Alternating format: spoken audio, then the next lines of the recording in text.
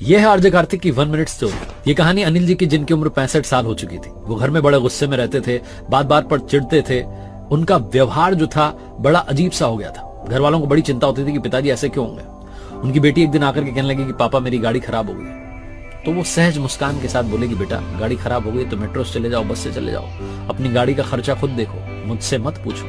कुछ समय के बाद बेटा आया, आकर कहने लगा कि पापा मैं इस बार टेस्ट में फेल हो गया हूँ, अच्छी पढ़ाई करूंगा आगे। पिताजी कहने लगे कि देखो बेटा तुम्हें पता है कैसे पढ़ना होता है पास होने के लिए, वैसे पढ़ लोगे तो पास हो जाओगे, अगर फेल हो जाओ तो अगले साल की फीस का खर्चा खुद देख लेना। कुछ समय बाद उनकी श्रीमती जी आए, आकर कहने लगे कि सुनो मुझे मायके जाना है। तो उन्होंने कहा हाँ जितने दिन जाना है जाओ, रह करके आओ, प्रसन्न रहो। शाम में इनकी सिस्टर का कॉल आया कि मैं आपके घर रहने आ रही हूँ। उन्होंने कहा आ जाओ, आराम से रहो, कोई चिंता नहीं। घर वाले सोच में पड़ गए कि पिताजी तो बात बात में गुस्सा करते थे, हो क्या गया। एक दिन शाम में डिनर के बाद पिताजी से सब पूछने लगे कि हुआ क्या है। उनकी पत्नी कहने लगी कि क्या हो गया।